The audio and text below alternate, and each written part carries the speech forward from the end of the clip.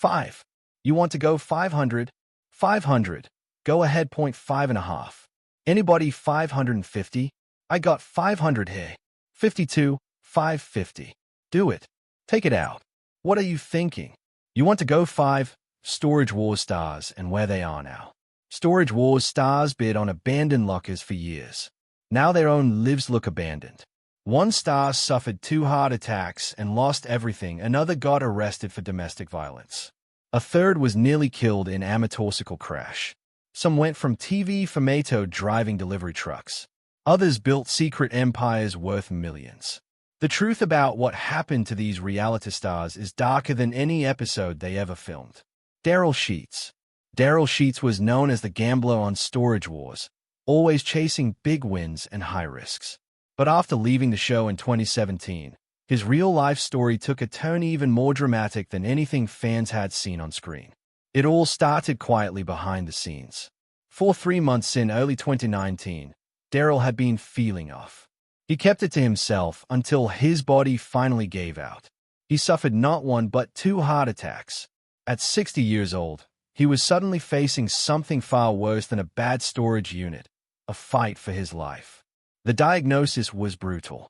Congestive heart failure, serious lung problems. And this came just after he had lost 100 pounds using Nutri-System. He thought he was getting healthier. He thought he was turning a corner. But just as he fixed the outside, the inside broke down. The timing couldn't have been more painful. Daryl was forced to walk away from the auction world completely. It had been his life for over 30 years. Now, from a hospital bed, he posted a raw message on Instagram. He told fans he'd had a mild heart attack. He told them about the hidden illness, the emergency surgery, and the terrifying reality he was facing. He said the experience changed everything.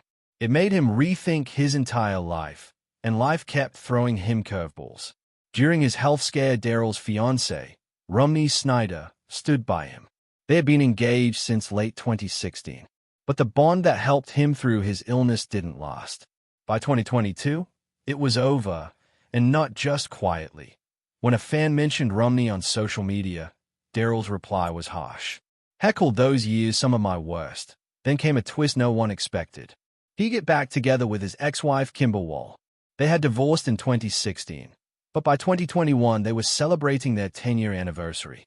Daryl posted sweet messages online calling them just a couple of kids happy to be together.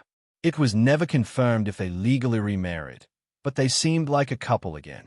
After years of chaos, Daryl found peace in a place he had once left behind, and that peace extended far beyond his love life. Daryl moved to Lake Havasu City, Arizona. He left behind California, the storage units and the cameras. He started fresh. No more gambling on dusty lockers. Instead, he opened a small business called Show Me Your Junk, where he sells collectibles and sometimes buys items that catch his eye. But it's nothing like the wild world he used to live in. Daryl used to be the guy who scored 4 Picassos in on a unit. The guy who once found the world's most valuable comic book stash, now is a man who shares peaceful photos from the lake and writes just loving life. He spends his days with his new girlfriend, Patty Rich. She owns vineyards and restaurants. It's a different world, a quieter, calmer one. And Daryl seems happier there than he ever was in the chaos. Barry Weiss. Barry Weiss was never about chaos. He was always the collector. Quirky, cool, different. He left Storage Wars in 2013 when the show was still huge. Most people would have stayed for the fame and money, but Barry didn't care. He wanted to quit while he was on top. He wanted to go back to what he called being a professional slacker. That decision surprised everyone. But Barry wasn't done with TV just yet. In 2014, he launched Buried Treasure. It only lasted 8 episodes. The next year, he came back with Barry Strikes Back, which ran for 10. After that, Barry disappeared from the spotlight until something terrible happened.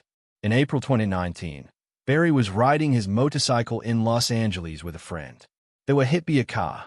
The crash was serious. Barry was badly hurt. His chest and legs were crushed. He needed multiple surgeries and stayed in the ICU for days. It was a close call. Fans were stunned. Updates came from a friend named Jamie who posted from the hospital.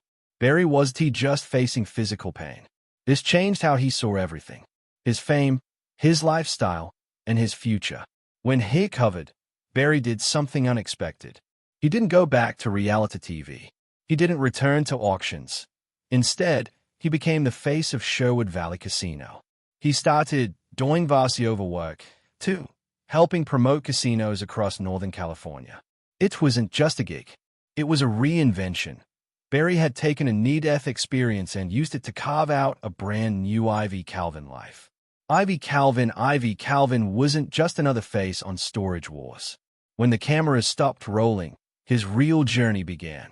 He turned his reality TV fame into something bigger, something built to last. In 2009, just 1 year after entering the storage locker business, he opened his own thrift store called Grandma's Attic. It wasn't your average secondhand shop. This place stayed open from 10 o'clock in the morning until midnight, and sometimes even until 3:00 a.m. almost every single day. That kind of grind made his store a magnet for customers. People came in constantly, and items flew off the shelf just as fast as they came in. By the time he joined Storage Wars in 2012, Ivy had already laid the foundation for a business empire. And within a few years, his efforts paid off. His net worth climbed to around $1.50 million, thanks to both the show and the profits from Grandma's Attic. Every weekend, the store became an event. Yard sales were held on Saturdays and Sundays, offering rare finds from the show. Fans and bargain hunters traveled from all over California just to get a piece of it.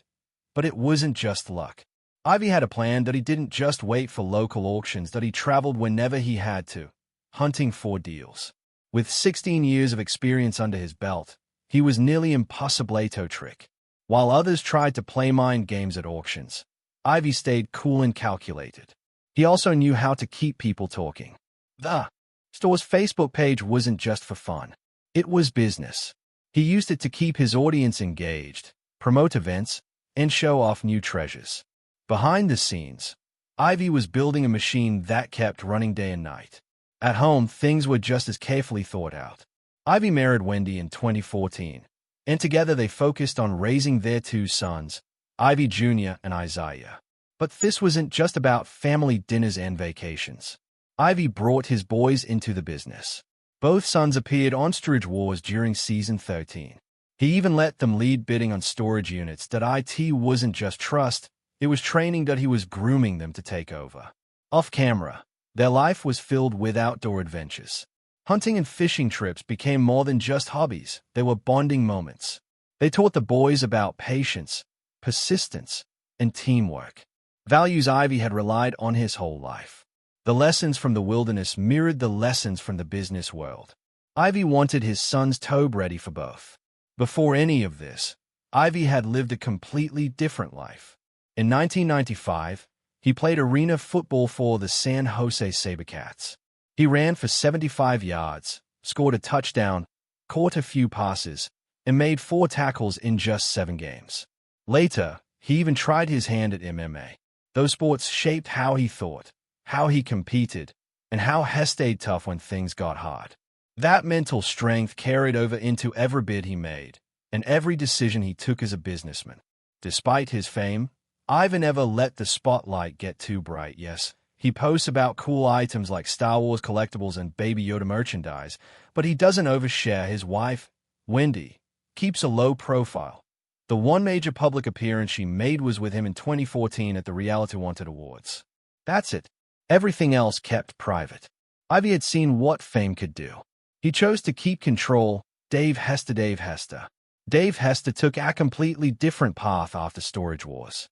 In 2012, he turned the whole reality TV world upside down with one move, a $3.75 million lawsuit against A&E.